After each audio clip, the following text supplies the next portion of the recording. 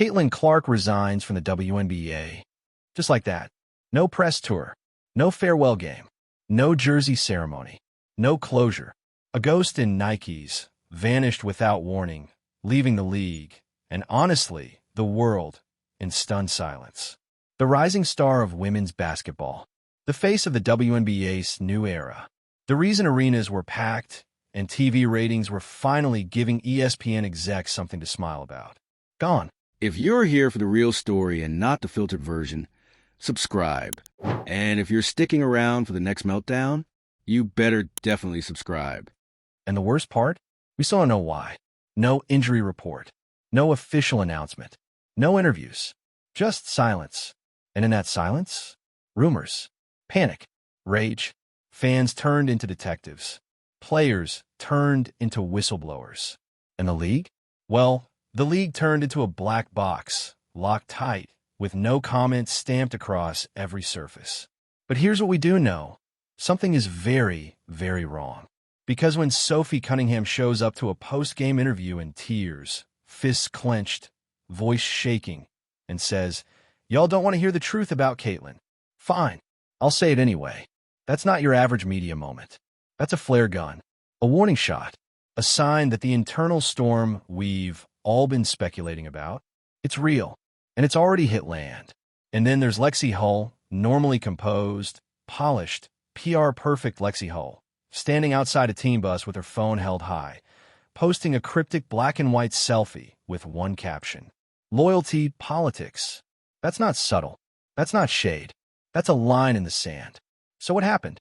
Here's the theory that's boiling under the surface, whispered by insiders and screamed by fans on Twitter threads like they're testifying in court. Caitlin Clark didn't walk away. She was pushed, not with hands, with silence, with cold shoulders, with passive-aggressive politics and internal league pressure so heavy it crushed the joy right out of her. You could see it building. Game after game, Clark was targeted physically, verbally, psychologically. Elbowed, mocked, shoved off the ball. She got hit harder than any rookie should have had to endure. And the refs? They swallowed their whistles like it was a league mandate. But Clark never complained, never flinched. She just kept lacing up and bawling out. And that's what made it worse. Because while she was out there drawing millions of viewers, setting rookie records, selling out road games in cities she'd never even been to before, the league was shrinking around her. Suddenly, she wasn't getting mic'd up during broadcasts. Her post-game interviews got cut short. The WNBA's official Instagram started posting less and less about her. Other players started going out of their way to throw shade in pressers and podcasts. It felt like the league was trying to erase her in real time. And now, that erasure is complete. Caitlin Clark is gone. No farewell. No explanation. No acknowledgement. Just empty seats. Empty stats. And a fan base that is absolutely losing it. Because fans aren't stupid. They've spent the last 2 months watching highlight reels, buying tickets, tweeting like it's their full-time job. And now the person they showed up for, the one who finally made it cool to care about women's basketball again, is being erased like she was never there? You really thought people wouldn't notice? And let's talk about Sophie Cunningham for a minute. When she broke down in that interview, she didn't just defend Caitlin. She challenged the system, word for word.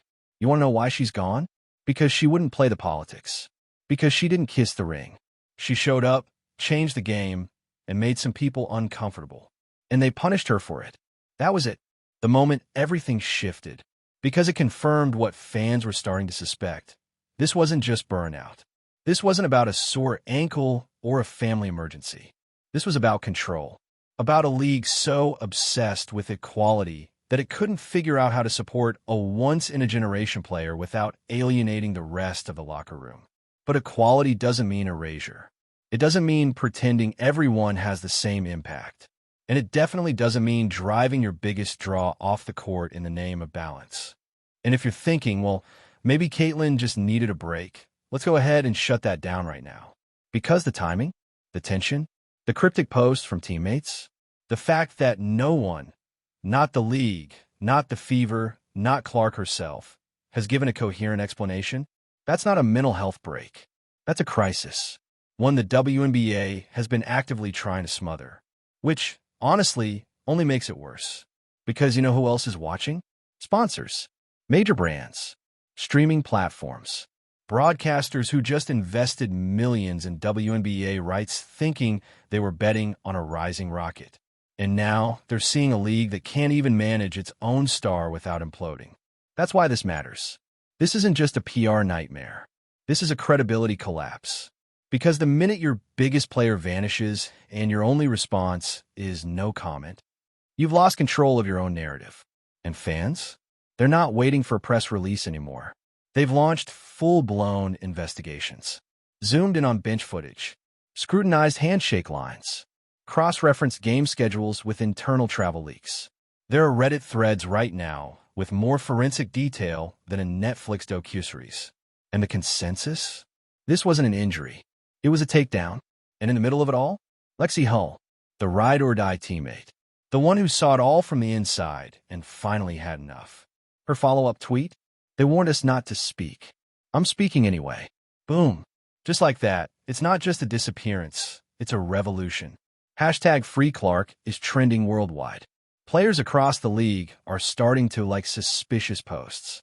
Fans are canceling subscriptions, tagging sponsors, flooding comment sections with demands for answers. This isn't just backlash. It's a movement. And the WNBA is completely unprepared. Because this isn't 2005. You can't bury a controversy under a few softball interviews and a press release anymore. The internet has receipts. The fans have voices. The players have platforms. And now, all of them are laser-focused on the same question. Where is Caitlin Clark? And here's the truth the league doesn't want to admit. Even if she comes back tomorrow, the damage is already done. You don't get to treat your most valuable player like an inconvenience and then act shocked when the entire foundation starts to shake. You don't get to silence your stars and then wonder why no one wants to invest. And you definitely don't get to profit off someone's success while quietly pushing them toward the door when they outshine the system you built. This is the WNBA's reckoning, and it is loud. So what now? If the league wants to survive this, and honestly, that's a big if, they need to stop pretending, stop spinning, and start listening. They need to release a real statement. They need to own their role in this. They need to bring Clark back, not as a marketing prop, but as a protected, respected, fully empowered face of the league. And they need to make it very clear to every other player, rookie or vet, that speaking out doesn't get you punished. It gets you heard. Because right now, the silence is saying everything. And none of it is good. So here's your mock moral of the day. When you try to bury the voice that built the stage, don't be surprised when the whole show falls apart. The question isn't what happened to Caitlin Clark. It's what happened to the WNBA that let this happen at all. Drop your theories in the comments. Was she pushed out? Is a player strike coming? Are we witnessing the start of the biggest mutiny in sports history?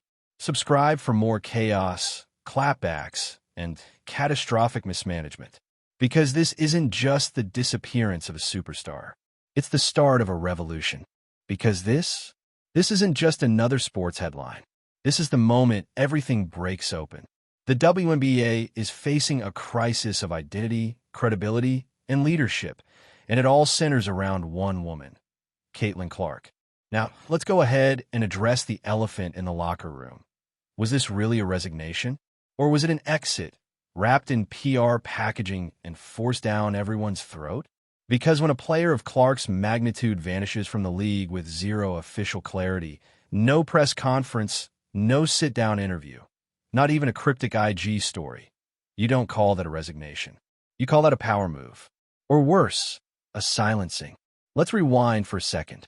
When Caitlin Clark was drafted, the league popped champagne. Literally. Her arrival was treated like a royal wedding. Headlines ran for weeks. She brought new eyes, new fans, new energy. Ratings soared. Sponsorships doubled. Seats filled. People cared deeply about women's basketball. And yet, behind the scenes, something fell off. From day one, the league struggled to manage her spotlight. The players didn't all welcome her with open arms. Some were cool, others cold. You could feel it in the pressers, in the body language, in the post-game handshakes that weren't happening. And then came the physicality, the targeting, The relentless on-court aggression that went way past welcome to the league, rookie. Elbows, shoves, smack talk, unchecked, constant, and all of it brushed off by the refs, the analysts, and, more damningly, the league itself. No fines, no flagrant calls, no warnings, just silence.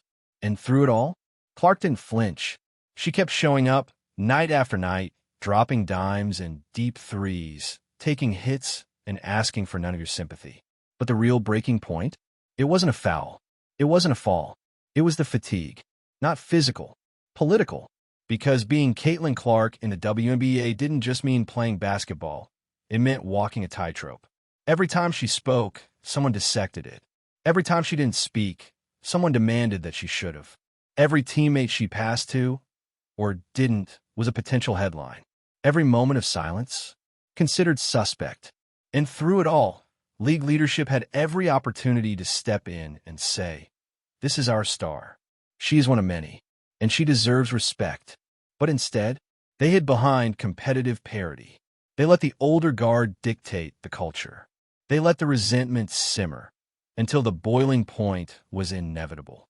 And now, the pot has officially exploded. So let's talk about the players, because this is no longer a Caitlin Clark issue. This is a locker room revolution. Sophie Cunningham didn't just cry in a post-game interview for show.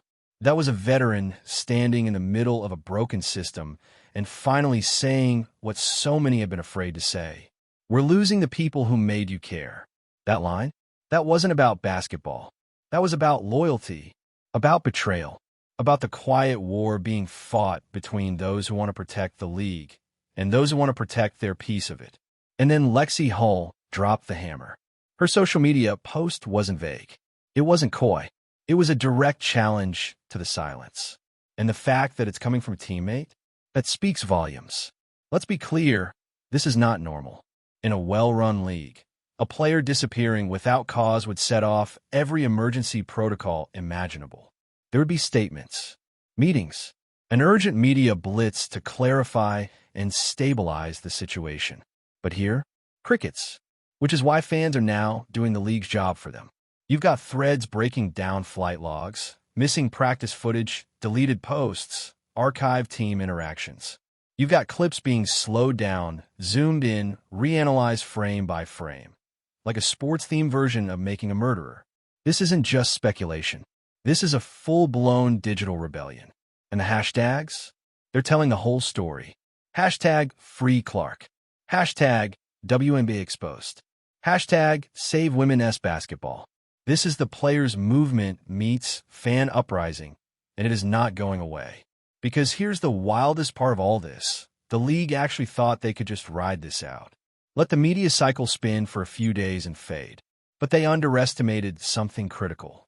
This isn't just about Caitlin anymore. It's about what she represents. She was the proof that women's basketball could dominate headlines. That you can build a brand around talent and charisma and energy and pull millions of new fans into the fold. And if the league can't hold on to someone like her, what message does that send to the next generation? To high school stars watching from their bedrooms? To international talent weighing overseas contracts against the WNBA dream? To brands considering where to spend their sponsorship dollars? It says, this league eats its young. And that's a reputation that doesn't just hurt, it haunts. Because here's the hard truth. The WNBA had its moment. It had the spotlight, the momentum, the cultural relevance. It had Caitlin Clark at the center of a brand new era, and it let petty politics, ego, and weak leadership sabotage it from the inside. Now, instead of writing the next great chapter, the league is scrambling to keep the book from closing. So what comes next? Honestly, it depends on who's willing to speak up. If more players follow Cunningham and Hull, we could see the start of something huge. A player-led movement, an internal reformation, a demand for leadership shakeups and real transparency. But if the silence continues, if fear wins, then this moment becomes just another page in the long, sad story of what could have been. And Caitlin Clark, whether she returns or not, she'll never walk back into the same league. That innocence, that energy, that belief that the league was ready for her, it's gone. replaced by hard truths and burned bridges. And that's on them. So here's your final mock moral of the day. If you build your house on one star, you better treat her like the foundation. Because when she walks away, the whole thing crumbles. So let's talk about it. Is Caitlin Clark really gone for good? Is the league salvageable? And most importantly, who's next to speak up? Drop your takes below. Subscribe for more breakdowns, blow-ups, and behind-the-scenes truths. Because this isn't just a player leaving a league. This is the reckoning of a generation. Because the silence around Caitlin Clark, it's not just eerie anymore. It's strategic. And the more you watch this unfold, the clearer it becomes. This wasn't just about sidelining a star. This was about containing a threat. Let's be honest. Clark wasn't just playing the game. She was changing it. From a moment she entered the WNBA, the energy shifted. Ticket sales skyrocketed. Primetime slots got rearranged. Kids started mimicking her logo threes on TikTok. She wasn't following the blueprint. She was the blueprint. And that scared people. Because when a 22-year-old rookie becomes the face of the league within weeks of stepping onto a professional court, there are two ways the system can respond. 1. Embrace her. Build a brand around her. Support her growth while raising the entire league's profile. Or 2. Contain her. Dilute her impact. Pretend it's business as usual. Guess which one the WNBA chose. And now we're watching the fallout in real time. Look at the dominoes. The league stops promoting Clark-centric content. Teammates go quiet. League officials deflect questions like it's dodgeball at summer camp.